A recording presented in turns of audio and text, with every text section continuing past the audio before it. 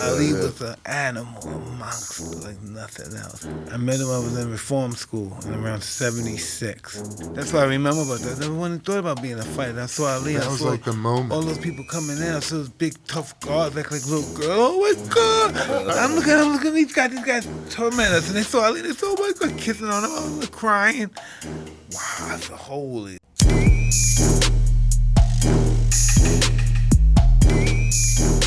All right, we have another episode of HOTBOXin. I'm Mike Tyson. I'm Evan Britton. And the guest today is the one that owned Xzibit. Yeah. Hell yeah, Station. How you doing, man? I'm good, champ. How are you? I'm doing well. Thank What's you up, for man? coming. How are you, man? I'm Evan. great, man. All right, Thanks cool. for asking. Yeah. Wow. So tell me, brother, how did you get involved with all this stuff? Man, about 5 years ago, we had been, trying to do other things as far as being in the cannabis industry. It was my first time, like, really trying to figure it out. I had, like, a edible that I created first with some partners of mine. And then, we went on to, creating a brand, napalm, out of some flour. And then I just kind of tested the waters. And then the vape thing started really happening. And so two other business partners of mine, we sat out in my studio and pretty much kind of came up with the idea of let's create this vape that we feel like we can, really dominate the market. Do you have your vape with you? Did you bring it with you? I didn't bring it with me. Oh, yeah. Because I was really more interested, man. It's an honor to sit here with you, man. I want to tell you, one of my heroes.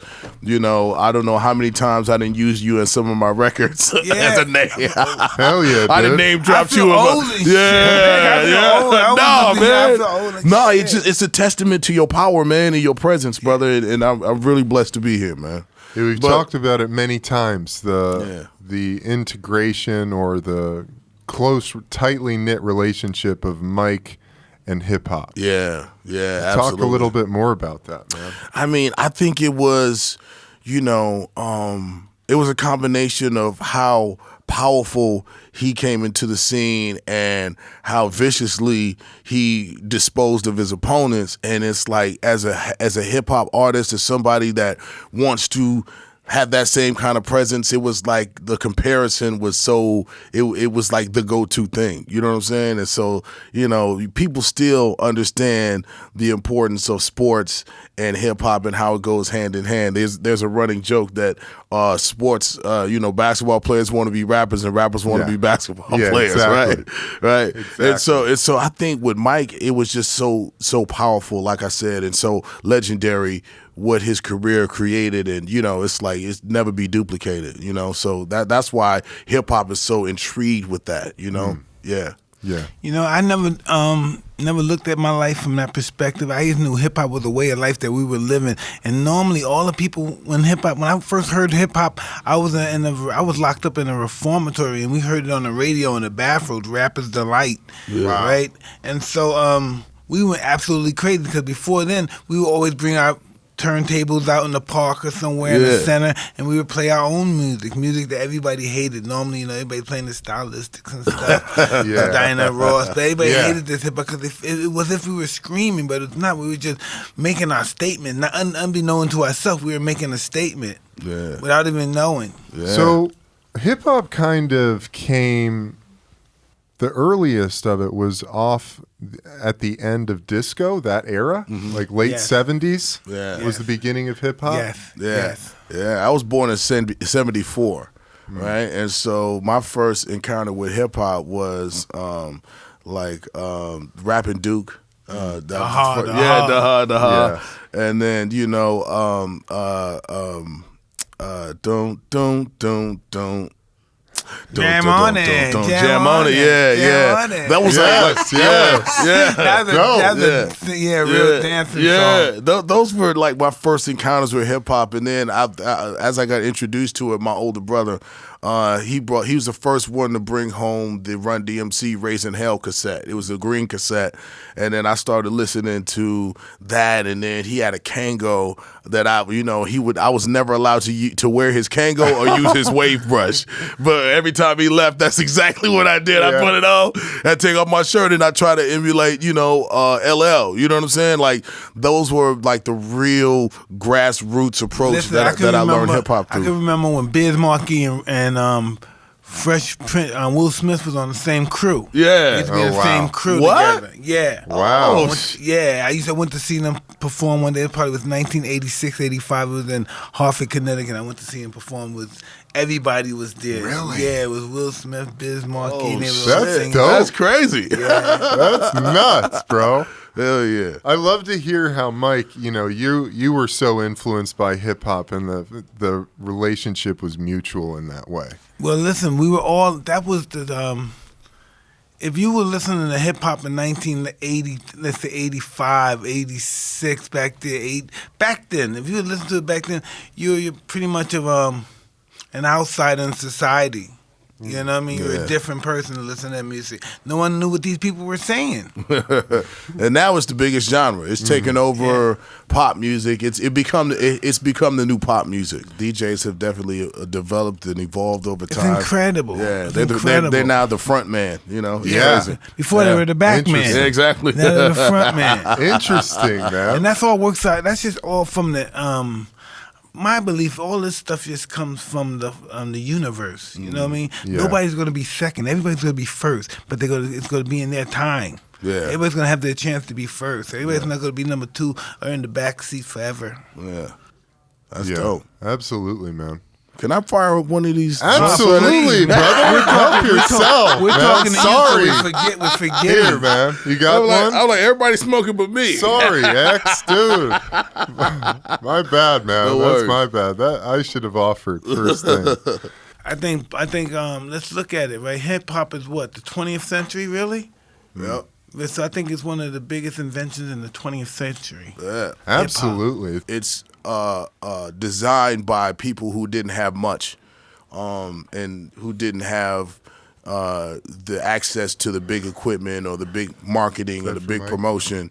It was kids that wanted a voice and created something with what they had.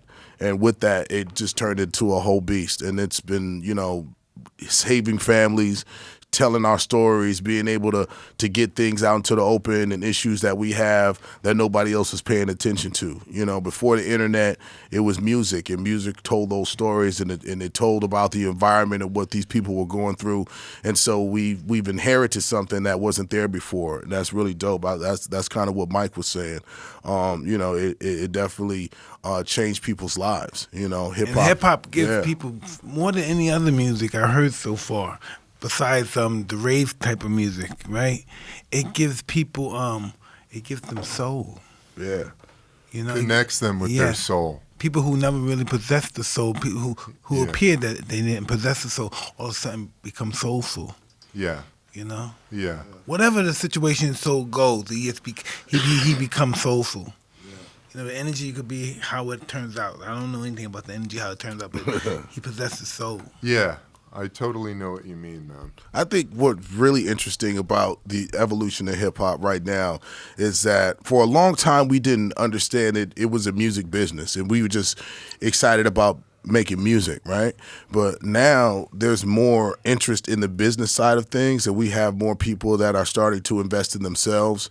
And I think owning the business is something new for us. And so going forward, I'm pretty sure it's going to be a step up from, what we've been doing in the 90s and early 2000s and late 2000s.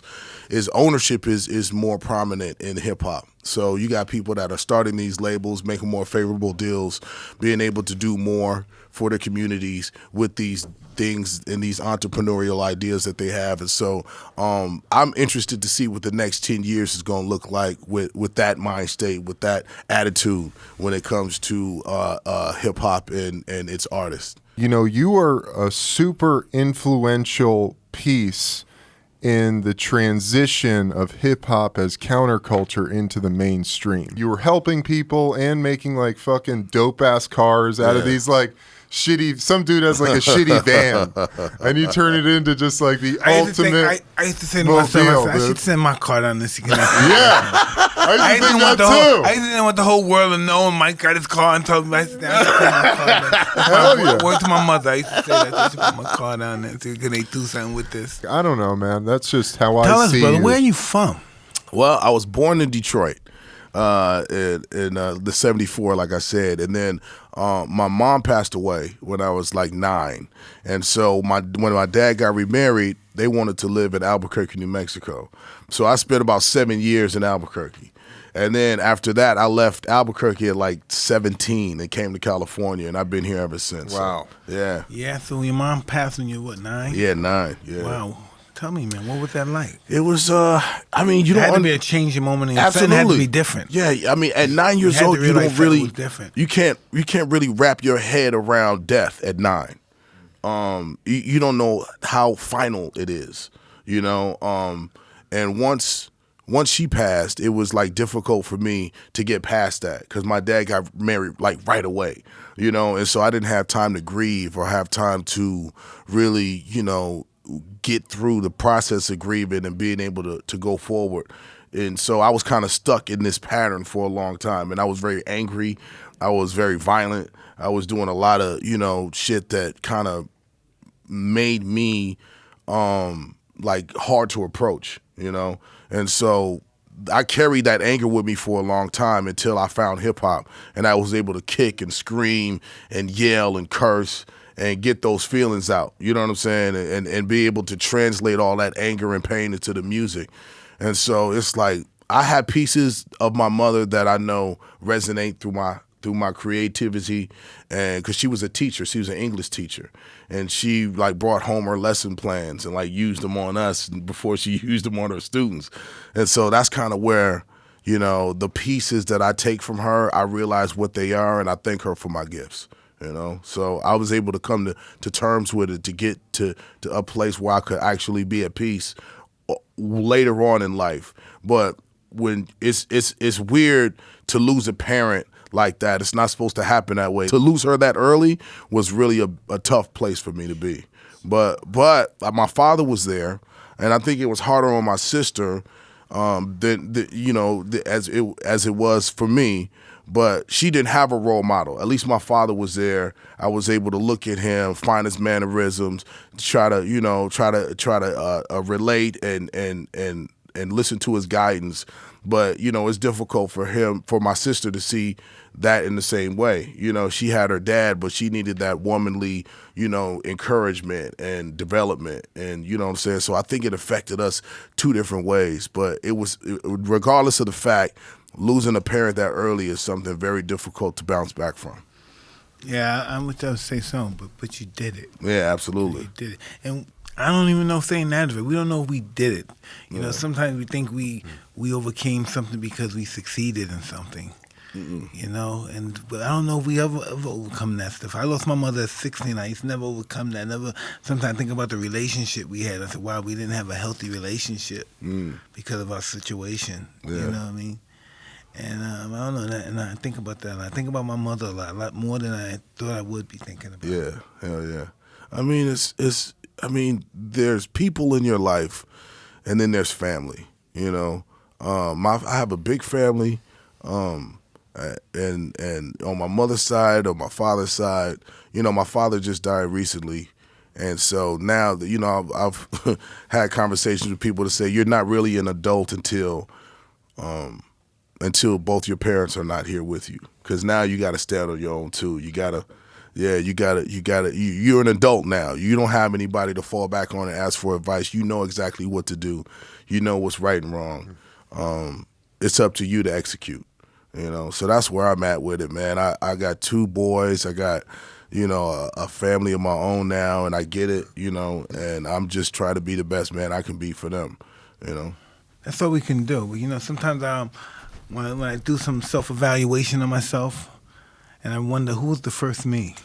You know what I mean? Yeah. Who was the first man? Who was the first me? I don't know. The first Mike Tyson. That's the first guy. That's the first male in my genes. Who was that guy? And how far does that go back? How far does my gene exist? Yeah. Yeah. Man. Yeah, we've been talking about reincarnation a lot. Yeah. And, we've talked about this, and I think that, as fucking crazy as this might sound, I've definitely lived many lives here before. Yeah. My wife says that all the time about herself. She says, I've been a conqueror, I've been a slave. I was like, fuck. I don't know. Yeah, dude. I've been I wonder sometimes, because I told my wife, I said, babe, if you really believe that, you believe that. My wife is just such a paranoia about flies, roaches, stuff flying in the house and stuff. She freaks out, right? So I said, babe, just think about that. One of these flies, one of these roaches that you're trying to kill because it's just freaking you out. It's nowhere near you, but it's in the house with you and it's freaking you out. And it's so small, it can't eat much. It can't harm you, can't do nothing, but you kill it. Suppose that's your grandmother. Dude, I mean, maybe. You're totally right, Damn. Suppose that's your grandmother trying to inform you that, hey, baby, I love you. Forget that. She knows, she's so excited she saw you. Forget that I'm a fly or a bug. Hey, baby, I love you. She's smelling up your ass and you squash her. I think that sometimes when my wife does that, you're killing your ancestors. Shit, bro. dude. I think it all the time, shit like that. Your ancestors. I do think there's some, like, okay, so I'm not a really religious person, but I do know I am in touch with my spirit, you know, and I know that that is a real thing.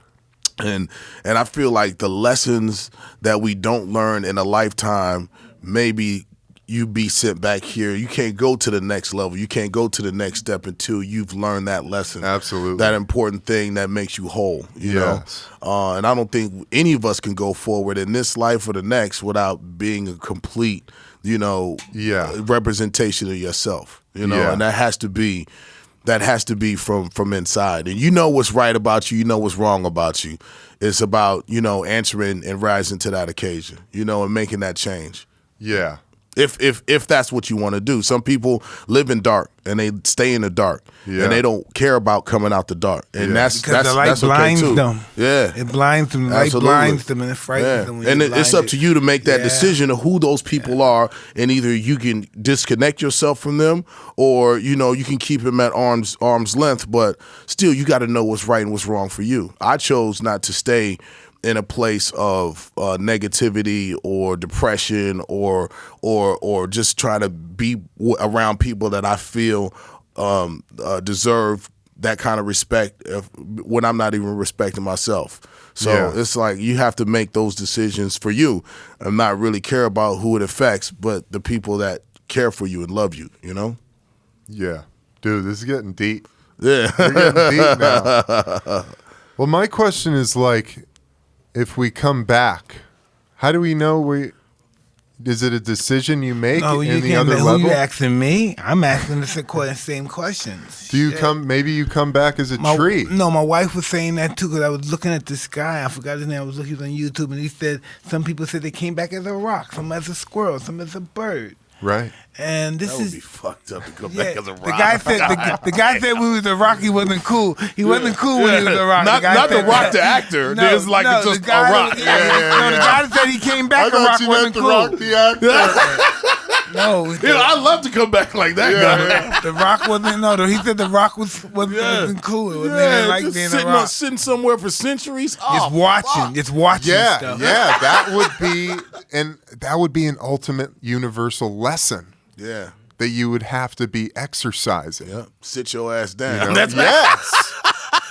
No, Stay totally that resonates with me big time about, whatever it is. If we are coming back here lifetime after lifetime, it's about figuring out, becoming whole. Yeah. At the end of the I say, day. why do we become the way we become? Like I said, one time, listen, right? I used to pray. I used to fucking read books about tyrants and stuff. Achilles, Alexander the Great, this great, Charlemagne, all these guys, Clovis, Belisarius, all these great warriors, right? Oh man, I used to dream, I see their mentality, what that power, what they have, and I used to focus being that when I used to fight people, I used to say disrespectfully, tell I'm the conqueror, I'm the best in the world, I'm this, there's another man, this planet God brave that can beat. I used to say all this crazy stuff and all that. Listen, right? And all that stuff led me to really evil people, real despots, real tyrants of their countries all over the world. I would go to Russia. You got to pick me up. I don't know who they are. They kick me, had me get in the car, come meet these guys, right? And these, just from my energy I had, I would meet these guys, and I realized, no, I'm not these people. They don't care about nobody. But they cared about me thinking I was dumb, or somebody liked them. They said, wow, I'm somebody that probably should be around that I was like, and I realized I wasn't like those people, and I didn't want to be like them. Wow, dude. But that's all I ever wanted my whole life. That people feared me and had power and all that stuff. And then I saw the real people that I thought I wanted to be like, whoa. Man, I can imagine. That's a crazy realization, dude. Yeah, but that's like I said, man. You gotta That's be able to that know who you are. Yeah. I think if you don't get to know who this is right here, I think that's a wasted life. Yeah. If you Real don't talk. get to know this person, if you don't get to know what's in here, you don't get regardless of what it brings you, I think your life is wasted. Yeah. Couldn't agree more. Well, back to your earliest question, Mike, about the earliest version of yourself. Yeah. I feel like when I was a little kid, I always had this blueprint of who I knew I was, even though, 5 years ago I was not the same guy I am now. There was still at least the slightest vibration of something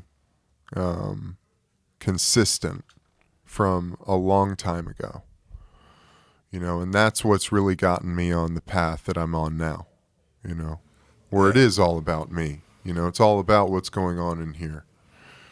And that's a really special journey to be on. I feel blessed to be in that. And I realized that, and I know what I did the Toad, right? And I think it's not, because I've done drugs, acid, but every time I do the drug, anything, I always worried about my family or something might go on. But once I did the Toad, I'm not worried about nothing. It was just my own entity. It was just me and my own existence. Nobody else existed.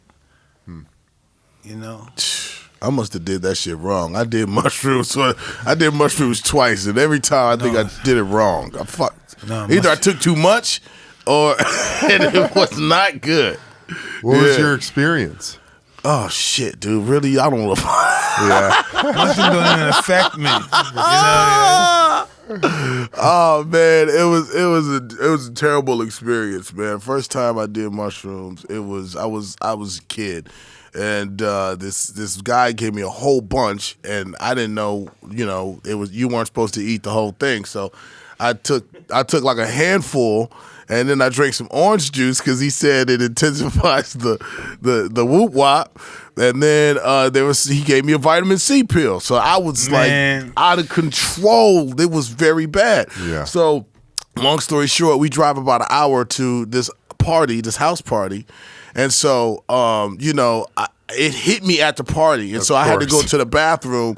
And then on the floor, I saw the floor go and settle back down. I was like, oh, fuck. Oh, fuck, man. And so my friend, he was, my friend, rest in peace, Lamar, he was with me. And I know if I was freaking out, he never didn't even smoke weed. So I know he was tripping, right? So by the time I got out there, he had, been sitting on a couch and waiting on me, and I could tell he's freaked out. And somebody said something to him, and it was like slow motion. He stood up, and I knew he was about to punch him, and he socked this person, and so it just so happened it was the owner of the house. Oh. And a whole football team was there as well at the party.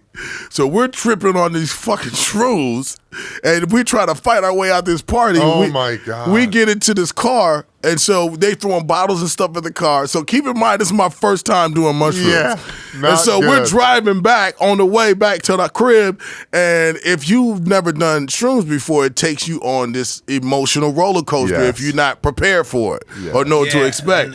And so we was like, oh man, you sucked that motherfucker, ha! And then it was like, oh, you sucked that motherfucker. So we crying and laughing and crying and like it's like really, really peaks in intense. Yeah, it's intense, dude. Yeah. And so I don't even know. Thank God we're in the middle of the desert, so we couldn't really hit anything. So we just driving down this highway. We get to the house. Oh shit! And you know, at this time it's full blown, and I'm calling them. I was like, "How you stop this shit? How you get rid of this shit? How you, man? I gotta drink some milk. I gotta drink some milk." He's like, "Nah, man, nah." So then I'm like, "Okay, I just gotta." He just said, "Man, relax. It's gonna go away. Just relax. You know what I'm saying? And just chill." So I was like, "Okay, I gotta be safe. I gotta be safe. Let me make the house safe." So I had a shotgun. Oh, okay. Fuck. I had a shotgun, and I was like, I gotta take the bullets out of this, the shells out of this right now, to make the house safe. So I take the safety. I'm dumping the shells out, you know, and so I thought I had dumped all of them out because in my head I counted 6, but in reality it was only 5, right? And so then I the chamber's back, right? Put my hand on the trigger, drop the chamber, boom! Oh my God, motherfucker! That shit went off right next to my right foot. It was carpet in the room, so it was a lot of smoke, a lot of dust. It was like it was a big concrete chip right next, but nothing hit me. You know what I'm saying? Nothing hit me. No shrapnel, no rocks, no nothing. It was just boom in my ear. You know what I'm saying? I'm like, oh shit. And so I dropped. I think you know, there was a house full of people, right? So I go out there like, I'm okay. It's a chair swinging, just like the motherfuckers was out. Did nobody come around that corner to see if I was all right, right? And so I'm just like, you know, fuck shrooms, man. Listen, fuck this, man. That's bullshit. 'Cause I did some shrooms my first time. And when I did shrooms, I never did them before. I was smoking weed and drinking. And so when I'm doing, I got a prostitute with me. Right? I'm with this girl. So we go over to this house, right? And we at this house, and there's some white people at the house. It seems pretty harmless. So I go over there. We do mushrooms, and I'm just, wow. I'm like smiling.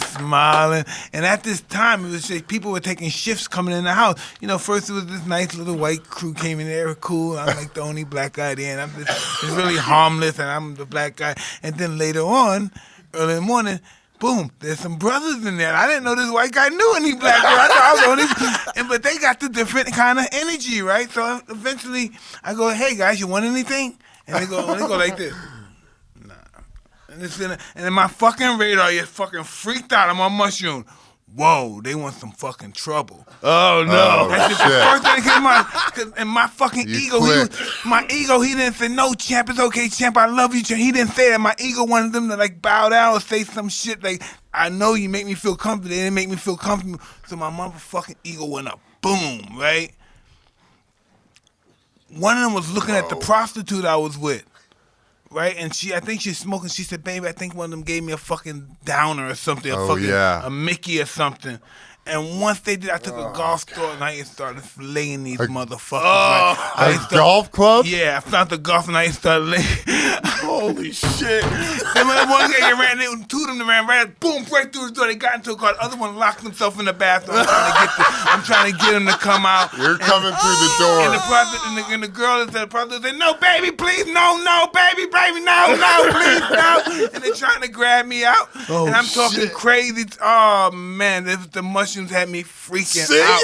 That's not far off from my story, Mike. Like I said, fuck shrooms, man. Damn. You gotta be out in nature, dude. Shit. You gotta be out in nature for that shit. And then we went in the car to drive the car. We couldn't drive the car. I couldn't drive. They couldn't see. I couldn't know where the line. Oh, we were stuck right in the street. We both just started crying. Holy We both started crying. Yeah. How was that fun, man? Oh, man. If the cop pulled us over, we were fucked. We had cocaine, we had mushrooms. Oh, man. We're done, man. That's insane. Yeah, so pretty much, that solidifies it. Yeah, fuck Never shrooms. again. Yeah, I'm cool, man. I'm cool. Go ahead. That's there. Different Smoke strokes for different weed. folks. Yeah, I come from the era where it was like 40s and blunts and marijuana. Like that was the go-to. You know what I'm saying? And now it's like hard liquor. And then when you had money, you got champagne and hard liquor and shit like that. But now it's a whole different thing. I don't understand the lean. I don't understand the pills. I don't understand. You know what I'm saying? Like that's coming in the young. That's coming in the young generation. Oh, how that got attractive. I mean, we had our share of shit, and then there was people. Yeah, there's people that did coke. You know what I'm saying? Back in the day, but it wasn't like the lean and the pills thing is really weird. Man, yeah. I worry about Lil Wayne. They say he's using that stuff. Yeah. You know what I mean? I was worried about him for a while. Yeah, I don't know, man. I just didn't see the appeal. No, you know, myself. I don't know, but the fucking words out there, these fucking pills for and lean sure. or whatever the fuck the cup. No, I know. And the pill shit either. I mean, I want to be awake. I want to see shit. I don't want to be knocked out. You know? No, I want to be up. Yeah, I want to be up. I want to see it. You know? Sativa, with that sativa, baby. Exactly. Keep the brain flowing. No, listen, baby. but when you think about it, I can't believe the shit I used to do. Why did I do that? Human species is the only species that take shit that they know is going to kill them. Yeah. There's no animal does that or nothing. We're the only species that take shit that we know is going to kill us. That's interesting. Animals know they're going to leave a certain amount of time. The first thing they do is multiply, and then they die. Gracefully. Yeah. We just want to fuck it. Let's die for 10 fuck minutes. It. Some people treat life like they don't respect it, or it's going to last because we don't forever. understand it. It scares us. What the fuck am I? Really think about who are you? Yeah. Why are we here? Yeah. What are we gonna do about it? Mm-hmm. What's the real purpose? I know we all have lives. No, listen. Who am I? But why am I black? Yeah. Why are certain people lighter skinned than me? You know what I mean? Why are some people Asian? Why people have different cultures than me? Is my purpose here just for my ego? To leave something behind for people to remind me and remind everybody else who I was? What's the real grand scheme of things, Who am I? And what is my purpose here? Mike, have you heard of the Hermetic Alchemy? What? Alchemist? Sound like an alchemist? Yeah. Oh, so alchemists are supposed to be able to turn lead into gold, right? Yeah. Saint Germain and all those guys. Yeah, it was started by this guy Hermes Trismegistus back in Egypt. He came from Greece. And he was supposed to be the reincarnation of the Egyptian god of wisdom, Thoth, the ibis, the god of wisdom and magic. And his whole thing is about how the universe is just a mind. It's all a mind. It's all consciousness, like the universe. And everything is just... I can dig that. He has these 7 principles, and one of the principles is that everything is just energy, because this whole thing started with a vibration, a sound, and then energy developed or came from that. And this is just like a weird perception we have that things are solid, but on a microscopic level, everything is just particles and molecules and energy, and we're all really connected. And I've come to this idea, or, it's come to me, about how our lives are really nothing more than these physical manifestations of the greater consciousness being exercised in this physical form, in this physical realm. The universe just wants to see what it's like to be Mike Tyson. I don't know, man. It's super deep. Yeah, it is. It's so We are really having a pot conversation right now. Yes, we are. For your ass. Yes, we are.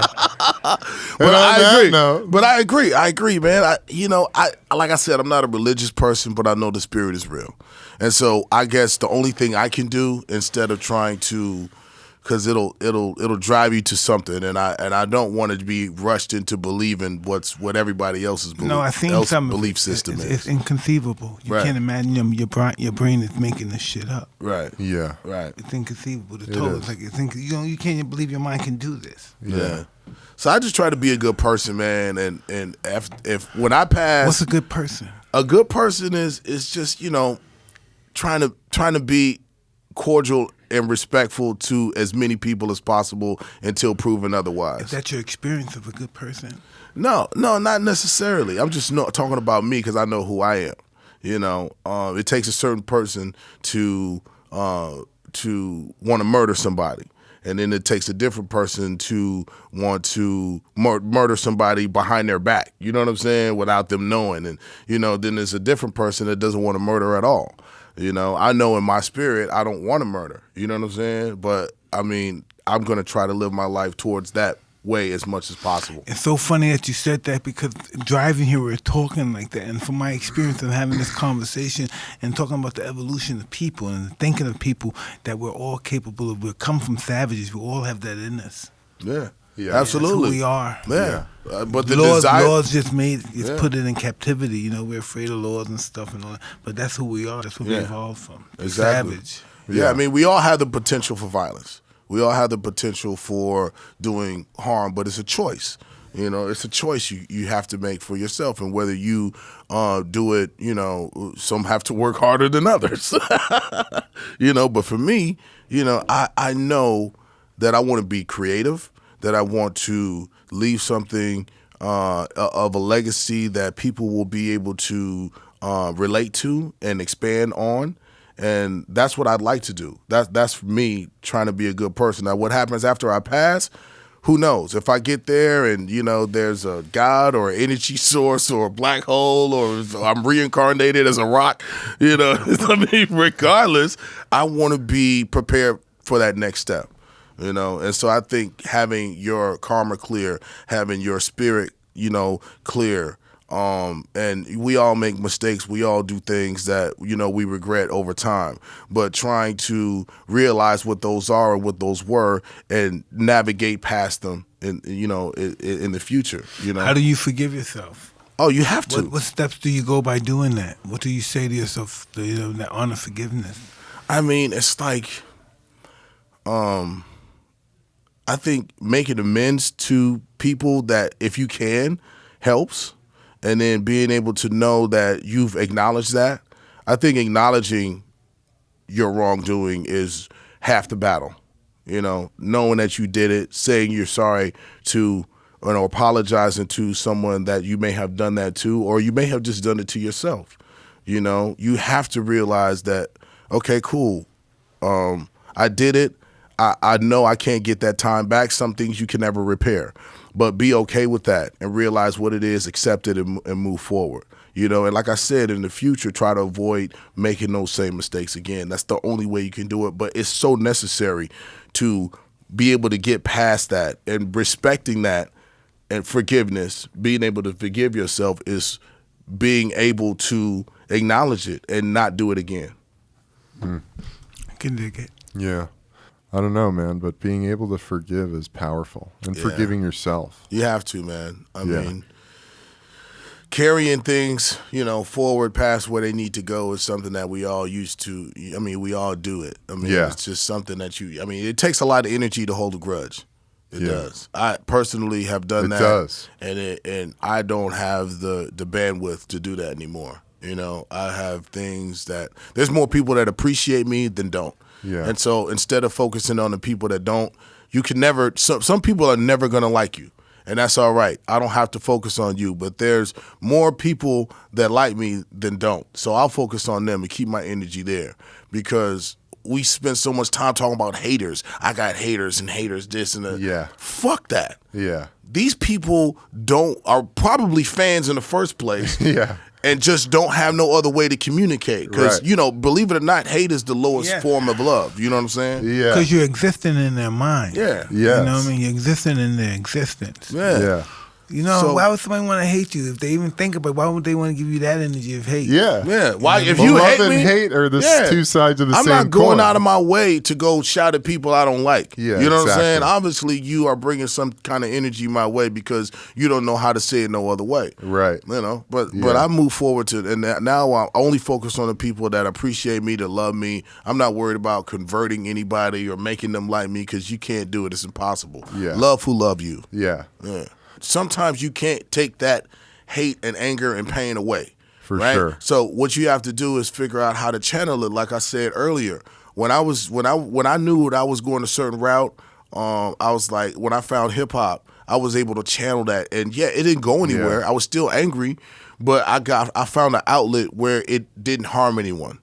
And I was able to kick and scream and fight and and say crazy shit that I want to say. Instead of saying it to people, I could say it in this form where everybody was kind of speaking their feelings and speaking their truth. And I wasn't going to be reprimanded or locked up for it. I was actually going to create turn a literal negative into a positive and have a career that was going to sustain. And, you know, we're still here. So it's like those feelings may not go away. You may have a legitimate reason to be fucking mad. Yeah. But you got to find that outlet Yeah. that is going to be somewhere where you can get it out, but at the same time you're not going to be hurting, bringing harm to yourself or others. You know, and that's the challenge, and that's really difficult to do. For sure. Mike, what do you think, man? I think this is interesting. We're really speaking with emotions. And Yeah. We all high as shit. It's dope, man. It's dope. Mike, I dig that shirt. Both of you guys have dope ass shirts on. Well, man. I mean, shout out to Roots of Fight. Roots of Fight to the bomb. Yeah, man, come on, man. I got the champ on the shirt. Hell you know yeah. what I'm saying? Hell yeah. Yeah, come on, man. Mike, Yo. what do you see when you see that guy right When there? I see that guy, the guy that you know who that guy is, though. When you look at this guy is just a fucking insecure kid, afraid of everything, and wants somebody to be afraid of him because he's afraid of everything. He thinks everything comes from fear because he's been bullied all his life and shit, picked on and shit. Wow, but you was on top of the world and we didn't see that. That's so crazy. We didn't see that. Mike, when we saw you fight, man, it was like, this is like what it is. Like he's going in there with purpose and we fucking love him.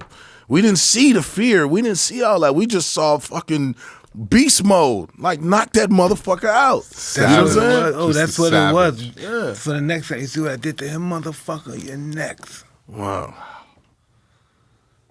The man. Well, That's the most amazing thing I've every heard, man. perspective is everything. Yeah. You know what I'm saying? Yeah. Yeah. No, the perception, is about who you are, what made you become a rapper. It has been something that say, hey, no, listen, it's in boxing as well. Him or me, right? We see a motherfucker, we don't know nothing about him, and our whole life that that's who I'm going to be. Don't know nothing about him, don't know the intersections of what he did, who he is, what he's about, but what that image, I want that. That's who I want to be, and that's just, I don't know who it was, but that's when I saw Ali, I said, wow, that's who I want to be. Fuck who I am now, Mike Tyson, fuck Mike, I want to be Ali. Wow. Man, I when I was coming up, man, like I said, I looked at all the rappers that were like really like out there, like Eric B. and Rakim, Big Daddy Kane, NWA, into Ice Cube era. I was a fan. I studied these artists, LL, Poor Righteous Teachers. I mean, you name. I studied all aspect of music, and of hip hop especially. And so when I actually got to work with Dr. Dre and work with Snoop and work with M and all these guys, and I came up reading the back of NWA records, and now I'm in the room working with Dr. Dre and Snoop. I mean, it was incredible. And so we always,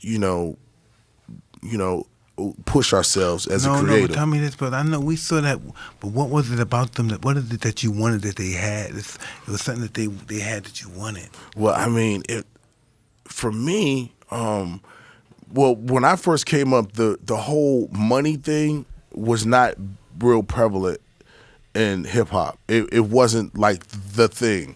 It was more conscious. It was more society related, and the gangster stuff came in, and then it was kind of like, even then it was kind of like the lowriders, and it was never money was never glorified. So my attraction to them was the creativity of being able to hear a story and close your eyes and just hear the music, and you can damn near see everything that they're talking about.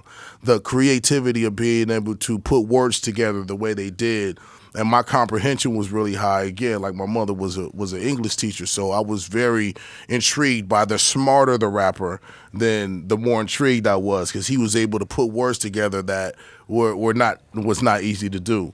So that was kind of like my draw to it. And then when I found out that, a lot of these people you know, had writers and a lot of, you know what I'm saying? It's like, okay, well, I've trained myself and honed myself in order to be that. You know, so I don't have to fake it or get people like that. So it just empowered me once I figured out. Once I got the wizard from behind the curtain, I was like, oh, I see what it is now. So okay, cool. Well, I'm more better prepared to take this journey. So I was attracted to the creativity of it. And then once I got behind, I got to see all the, you know, stylists and dress, you know, and all the lights and the cameras and the bells and the whistles. It's like, oh. So I just really came in and started working with them with raw talent. Then I learned how to do song structure. I learned how to do, you know, like hooks, pre-choruses, verses, and get more creative with the writing. And they really like sharpened me into an artist. You know, I came in raw, and then I was around those guys, and I learned how to be an artist. So that's what drew me to it initially, and then all the other stuff happened afterwards. Awesome. Yeah. Now, you know, listen, when Muhammad Ali was champion, right, I'm going to tell you something that was so awesome. During his time, like during his fights, man, people would faint.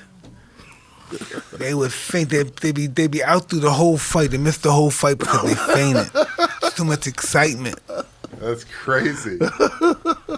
Ali was an animal, a monster, like nothing else, man. It's good stuff. Wow.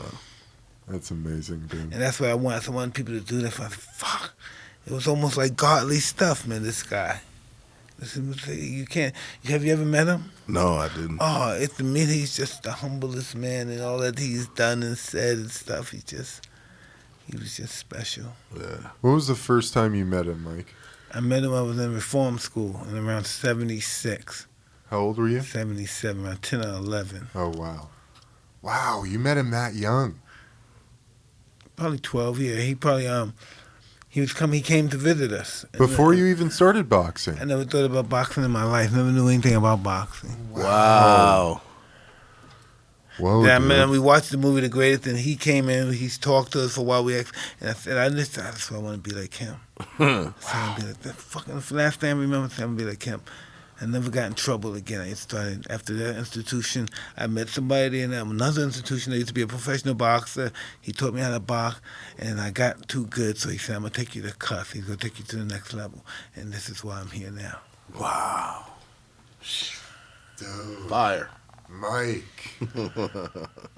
That's so cool, dude. Wow. I never knew that. Yeah. How many people know that? I don't know. Not too many people. I think I told in my book, my story. I think of it because that's what I remember about that. I never wanted thought about being a fighter. I saw Ali. That was like the moment. All those people coming in. I saw those big tough guards like little girls. Oh my God! I'm looking at these guys. These guys torment us. And they saw Ali. They saw, oh my God, kissing on him, oh, crying. Wow, I said, holy, it's this guy. What did? And I really didn't know who he was. What did he do to get these people to do this stuff? Then they, he's a fucking boxer. Wow. That's amazing. It's powerful, man. Yeah. When you can reach out and create that lane for yourself, and now, you considered one of the greats, Mike, Yeah, I mean, regardless of how it is, I mean, the world love you, man, And I'm honored to be sitting across from you, man. I gotta tell you, man, you one of my heroes. I gotta keep saying that. Thanks. Yeah, I know, and that's what it all the is. glory goes to God. Yeah, absolutely. But as somebody coming up, that's how we looked at it, man. I never had that perspective. I never looked at it.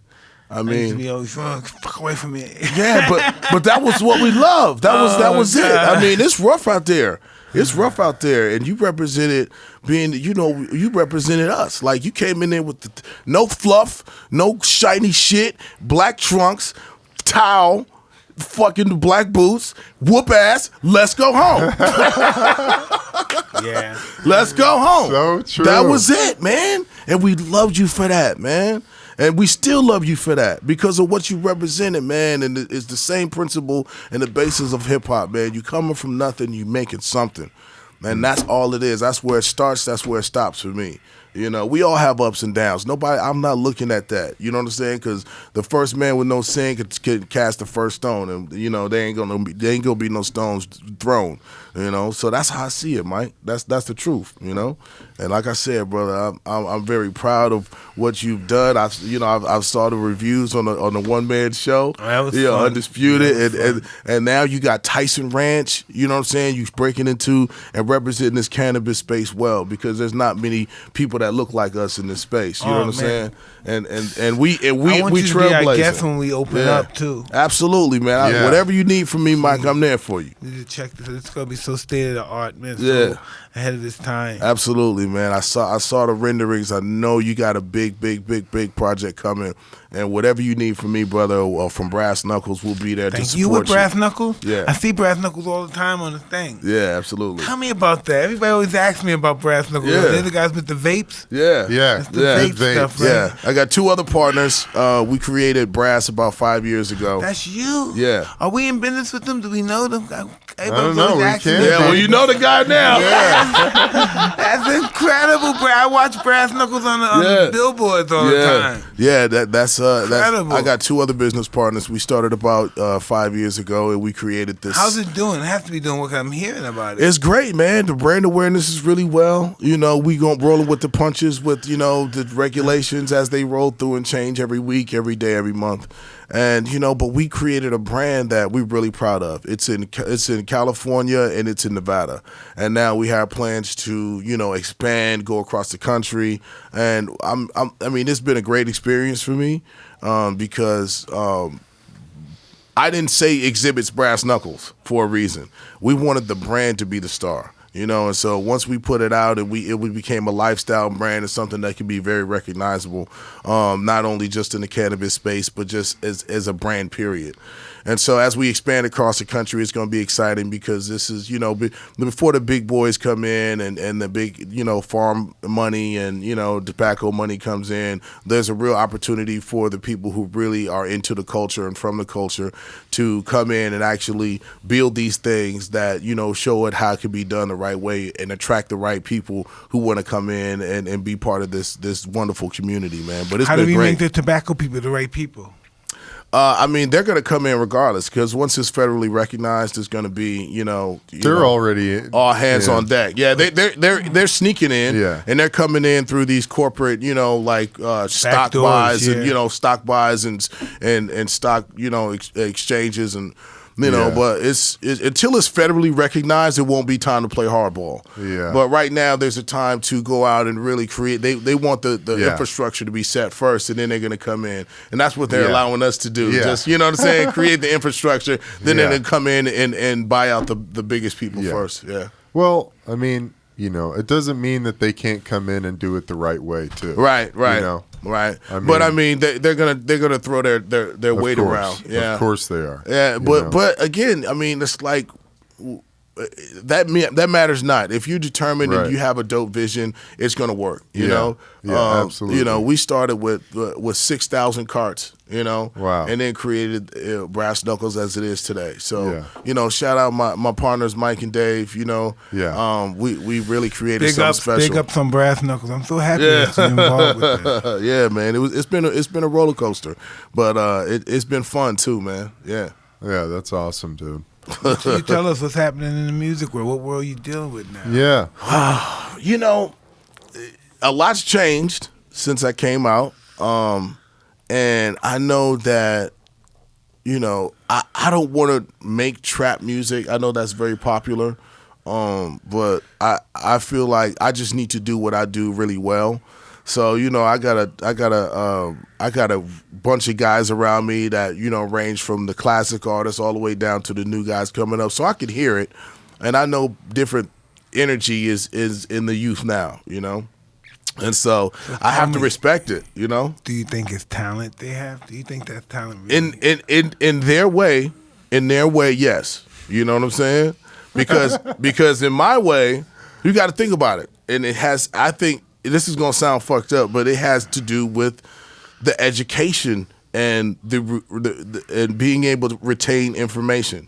Now, kids have this pseudo technology that they don't have to retain anything like we did. I had encyclopedias, and I would have to handwrite all of my essays and school reports and all that stuff by hand. We had the most we had was a typewriter, right? Yeah. But now these kids have this pseudo intelligence. They at any second you could ask them a question, and they can Google it, and they can know the distance between Earth and Saturn to the exact thing, or they could take pictures of their dicks or their food or their cat, and so they have this extra brain that they have to carry around with them, and so that it makes it so that so I'm smarter than you because I have this technology, right? What it really does, it kind of handicaps you. You're now in a place where you're relying on this thing. And I did a test. How do you know if the phone's lying to you or not? Yeah, you don't even know if it's true information. But I took all the phones out the studio and I said, okay, guys, write down 4 phone numbers that you know by No memory. way, they can't do that. Listen, Call your mom without dialing her phone. You don't remember when we didn't have phone books and phones. We had to remember all the numbers. Exactly. In our head. Yeah, that's where I come from too. Yeah, we had to remember all the numbers in our head. And so that was my point. Okay, so because you have this technology doesn't make you smarter. So I think we came from being able to, whether you want to learn it or not, as you do in your reports, you're going to look over words and your comprehension and your word vocabulary. Right. Crazy. Now we don't want, now it's like, so a kid that doesn't necessarily understand what that means or have the patience to figure out what that means, they don't want to hear that shit. Yeah. You're talking fucking NASA to me, bro. I don't want to hear about the metaphorical and like, nigga, I want to feel the beat. Imagine, I just feel the beat. Imagine they had to go to Feel the beat. a library. That's what they want. Yeah, I had to go to the library. This whole I used to have to go to the thing. library if I wanted information. Right. I had to get out of fucking bed in the cold Right. and fucking snow and go to the library if I wanted information. Right. I talk to these guys in the studio, and it's like, I just want the vibe. I want to feel the energy. But see, That's cool. To be able to speak to that energy is a talent. Sure. Because I will come in a different way. You know what I'm saying? But they know how to speak to that generation. And so yes, it is a talent, because when I came and the way we share music that was for our generation. We could understand the language. Now it's different now. It's a different thing. There's people that sit in the room and love hip hop music, and then it'd be like, okay, what do you say? Well, I don't care about the words. I just like the beat. Yeah, now it's about the beat. Right. Before, when I was like in the 80s, about listen, what that motherfucker? Yeah, what do you say? Yeah. Oh, shit. Yeah. Now they just want to hear the beat. Play it Yeah, back. they just want to hear the beat. And so now, so everything goes in cycles. There's the beat is hypnotizing. Right. But now people will eventually get tired of that and want to hear something with substance. Lyrics. Yeah. Right. You know what's the most important thing in the world and living in the universe has ever been is information. We're informed. As time goes on, we give more information out. Yeah. You know what I mean? Too much at times. No. Yeah. And soon, Yeah. listen, and eventually we'll come to the stage where we stop lying and you tell the truth. And there'll be no more liars. Yeah. Yeah, that'll be nice. Even the process of having to dig through books or textbooks to learn something or to write a report, to compared to just Googling it. Right. And it just pops up. Part of learning is that process. Right. Going through it, repetition. You know what I'm saying? Being able to, know where in the alphabet the word you need to look up, flip through it, be able to, phonetically get down to where you need to, and then find the definition, write it out.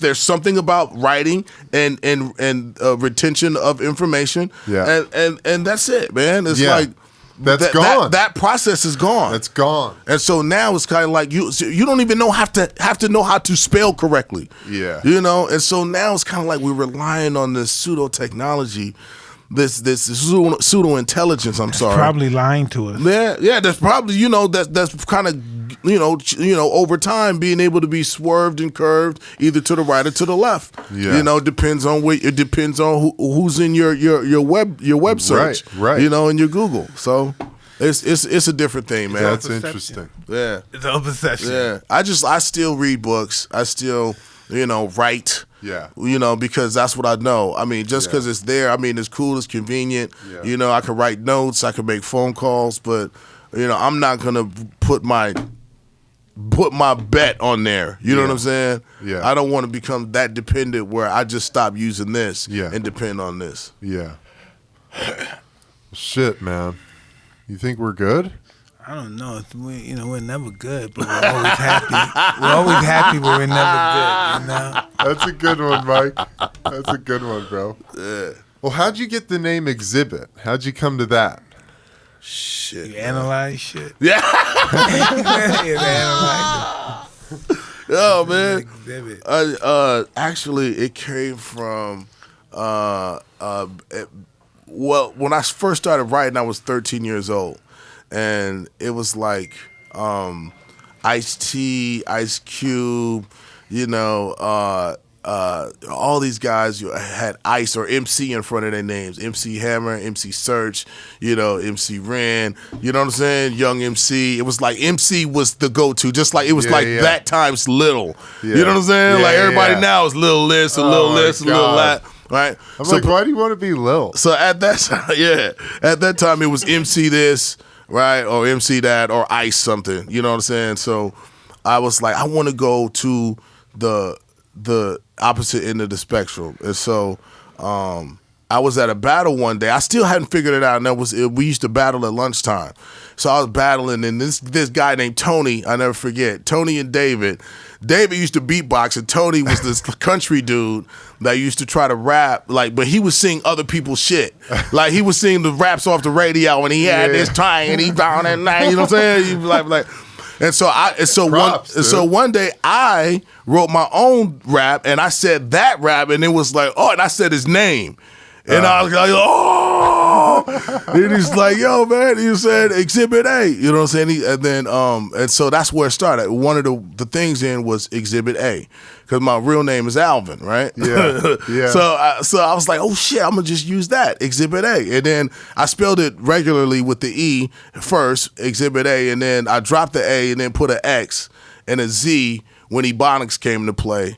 That's dope. Yeah, and so it just became Xzibit, and then that's what I started writing under. So it was Great like name. a development over time, you know. Great name, dude. Thanks, man. Yeah, it's dope as hell, bro. You were on the right team at the right time too, huh? Yeah, hell yeah. Yeah. Well, You know, you mellowed a lot. I remember seeing Xzibit back in the day. He was just quiet and hard. Yeah, hell yeah. Hard as fuck, bro. You know? Gritty. Yeah, hard, So I bro. see him outside. So you want to come in the club? He said, "No, I'm cool." Oh, really? Yeah, I said, "You want to get it?" He said, "No, I'm cool." Is that true? You saw him outside a club once? He was too cool for me. no, hell no, bro. hell no. Come on, man, nah, man. I don't know when I was cool on that day, but I go, hey, yo, Mike, if you want to hit the club, my nigga, let's go. No, my word on my children, you just too hard. No, I'm cool. I'm talking. He was that fucked me up. I don't know, cause I thought he went. Hey, what was he doing outside the club if he didn't want to go in? Yeah. He want to go in? No, I'm cool. It's cool. I just really met him, but I think I seen him before, but I was never that close to him before. So he wouldn't go in. No, I'm cool. Shit, bro. Oh, man. Shit. I don't remember that. I would remember I'm that. a child. That's crazy, bro. Well, thanks for coming, man. Hey, thanks for having me, man. You're For the sure. man, brother. Thank you, man. Appreciate Really a it. pleasure. Thank you, man. Yes, sir. Thank you. Brother Mike, yes, thank you, man. Man. Likewise. Mike, another great app, brother. Yeah. Take us out, dude. All right, man. Yeah. Hey, everybody. Thanks for listening to another episode of Hotboxin. Subscribe to our YouTube channel, Hotboxin with Mike Tyson, and on iTunes. Hey, you want people to know where you're at, how to get in touch with you, anything? This Absolutely. 500,000 people. All right, cool. At Xzibit, Xzibit, on all social media platforms. Awesome, man. Yeah. Well, thank you again, man. Thank you guys, man. You're the man. Champ. Awesome. Until next right. time, everybody, we're out of here. Yeah. Peace.